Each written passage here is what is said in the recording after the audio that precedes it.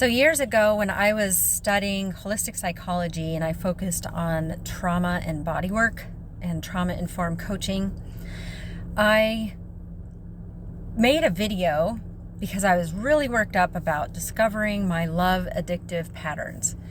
And I didn't think about it until like a year went by and there had been thousands of likes. Well, I don't know about likes, but views.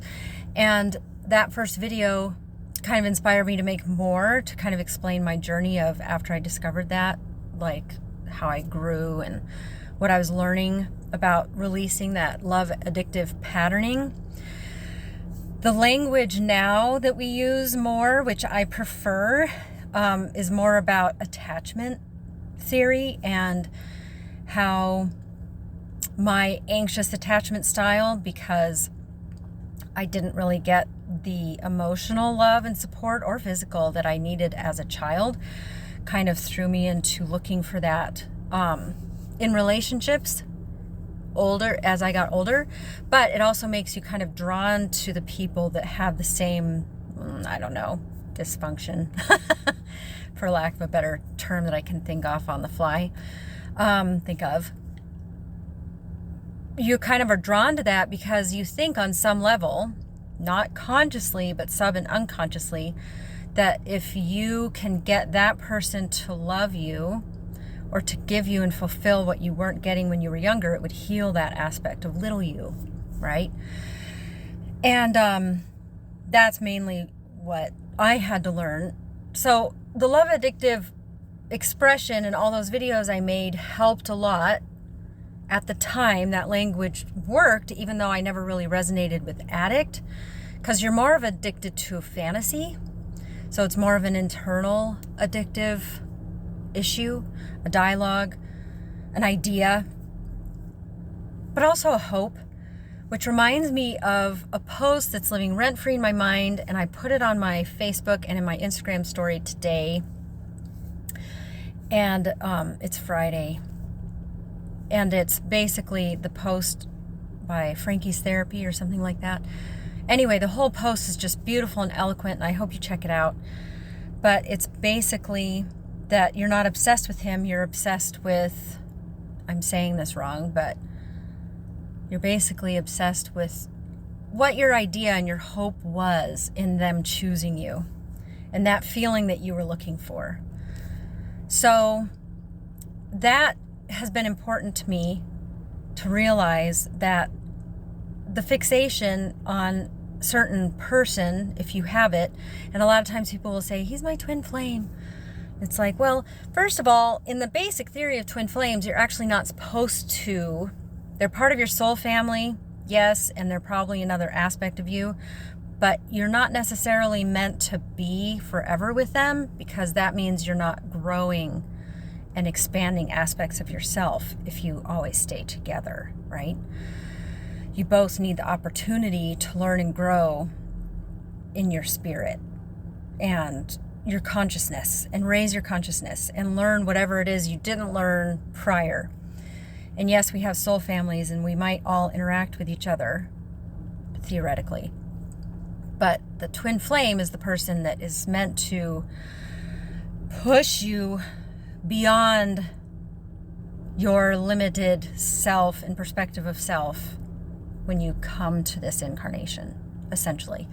So staying with that person is not necessarily helping you grow. Soulmates also can come in a lot of different forms, not just romantic partners, but you might have friendships that feel like soulmates, or even a pet or loved one. But I digress. My point in this that I really wanted to get to is looking back at patterns. And I know I'm 50 years old and I can look back now and retroactively look at my life. But I want to share this because I think that you'll find it interesting if you watch your own life and patterns. And maybe it's just me. Maybe I'm alone in this. I don't know. But astrology is a blueprint, right? It's not going to define how your life goes. It doesn't foretell the future. But what it is supposed to do is help you understand your predisposition, your patterns that are innate to you, or where you're comfortable, whether it's healthy or not. And the more you understand it, the more you can grow beyond it or embrace your gifts and understand your challenges and how to work with all of that so that you can continue up-leveling your life, right? And feel prepared. I like energy updates every week because I like to kind of feel prepared for the week and understand, oh, this is why I'm feeling this way. And then I don't get too in my head about anything. It helps me kind of, all right, that makes sense, and then I can let it go.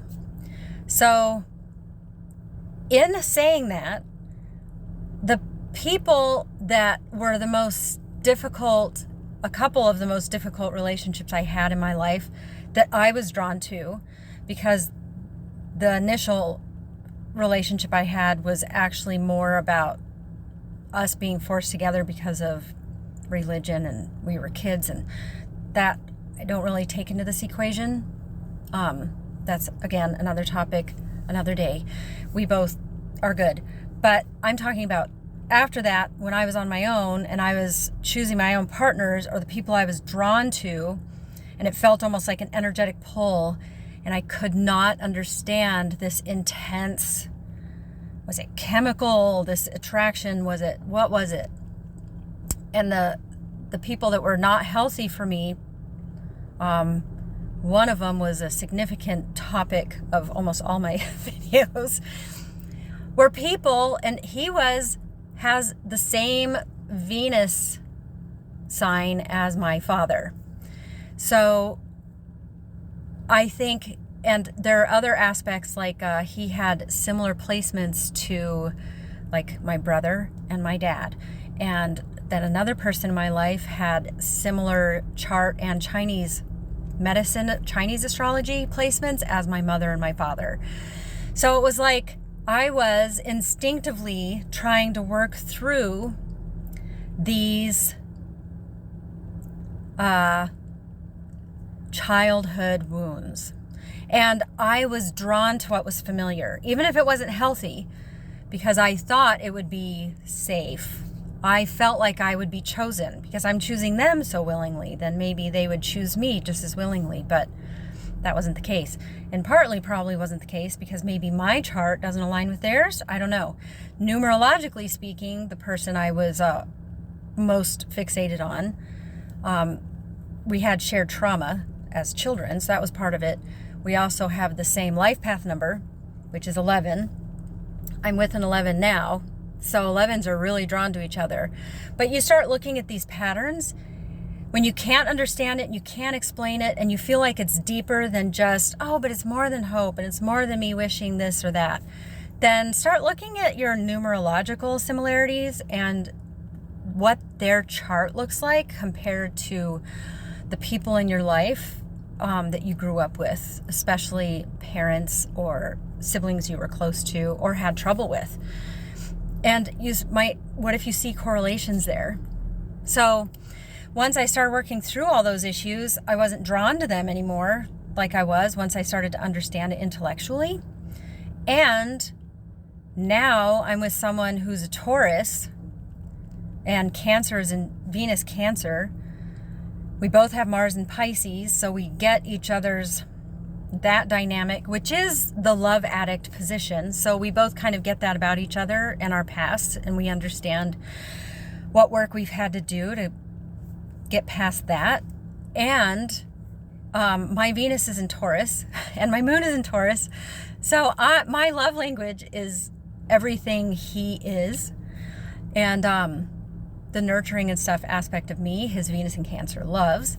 So everything just kind of meshes, but it's more about me and the embodiment of who I am now, and same with him, as opposed to the empty aspects of me and someone else's placements that I'm drawn to, that are familiar, that I'm trying to fix or repair because I'm broken. Whereas those relationships aren't really broken anymore. I just had to shift my perspective around them, understanding that they're not, all the stuff from the past isn't going to be healed, but your perspective and what you do with it can change and make your life better when you stop letting it control you. So tell me what your thoughts are on this. I find it interesting. I don't know if it's just me.